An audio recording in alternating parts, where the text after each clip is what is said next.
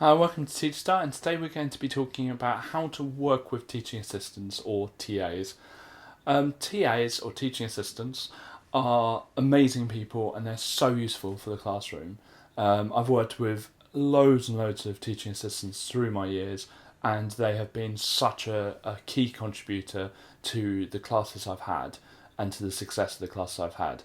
I'm going to be talking about the different experiences I've had with teaching assistants, both really positive ones and kind of negative ones, and we'll talk about that a little bit.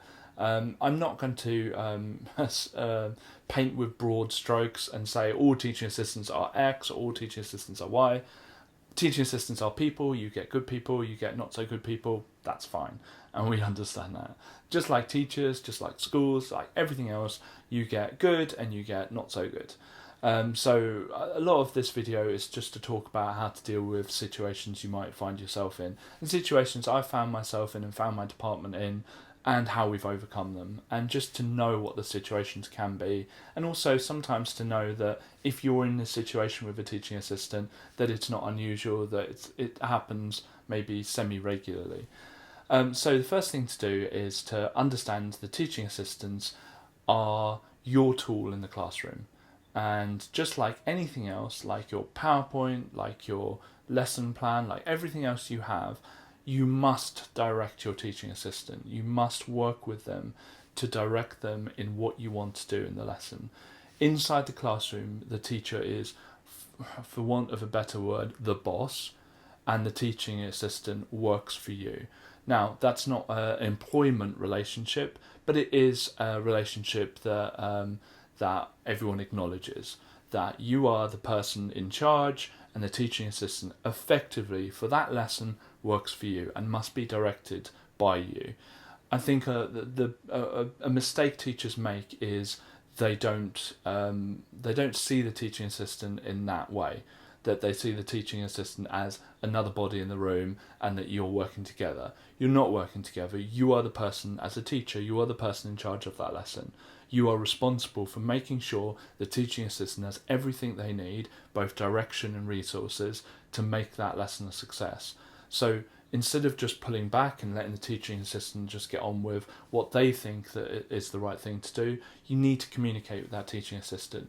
Does that mean that you tell them everything? No, not at all. Teaching assistants I've worked with are amazing, and finding a hole or finding a niche in the classroom that they can fill. And it needs to be a communication. It needs to be a conversation with the teaching assistant about, right, so have you had that class before? So who are you there to help? You're there to help that person and that person. What do you think they need different? Do you think I need to do anything different in my lesson, etc., etc.? Take all of their knowledge and use it to help you with your lesson. However, as I said, the teaching assistant works for you. You are the person in charge in that classroom. So that conversation is crucial, but the decision about what the teaching assistant does in your classroom, in almost every school I know, is down to the teacher. And that doesn't necessarily, there are some nuances to that, because the teaching assistants might be in your classroom to support those two students, and so you have to factor that in, that they're there to support those two students. You also have to factor in that almost every school I've worked with doesn't allow you as a teacher just to, right, you deal with the behaviour management, and as a teacher I'll deal with the learning.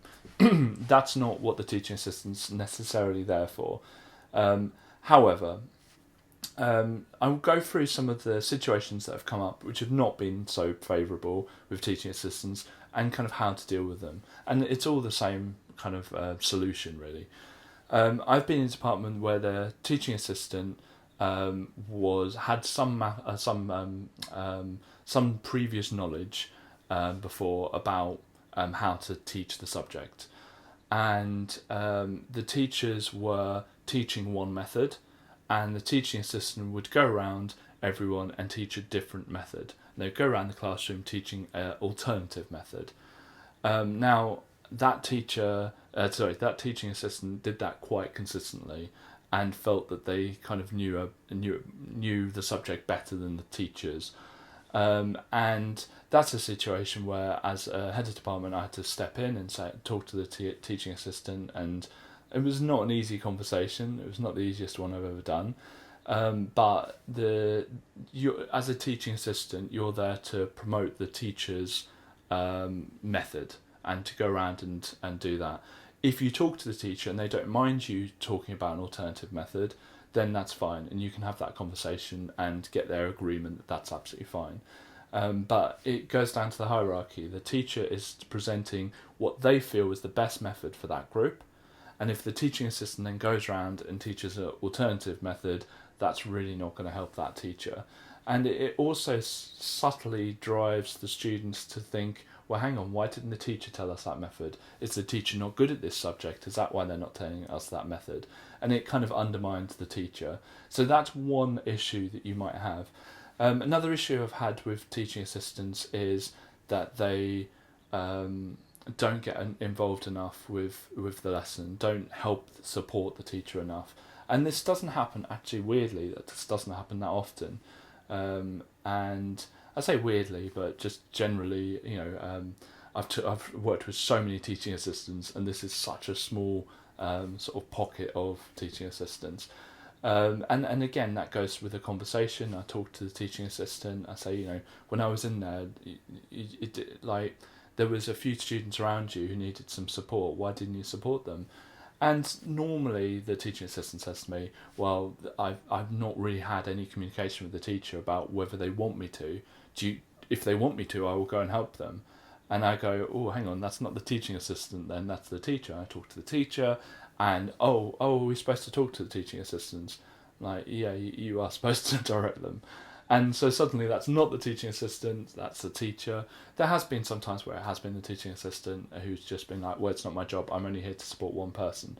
And then I'd clarify with the school, and the school will say, oh, actually, no, the teaching assistant should be chipping in. If their students working, then they should be, helping support other teachers in the classroom. And it depends on the school, it depends on the policies, and it depends on the attitude of what the teaching assistant should be doing in your school. And they're not always the same. And from school to school, I've had very kind of different expectations of what the teaching assistant does. But I always find it a real shame when teachers say to me that they just have never really talked to the teaching assistant about what it is they want them to do in the classroom. And so I said all the issues seem to have the same solution of working with your teaching assistant. If you're blessed to have a teaching assistant in your classroom, and we're having less and less teaching assistants as the time goes by, which unfortunately teaching assistants are the first things that are cut, first people that are cut if the school budget is starting to look a bit dubious.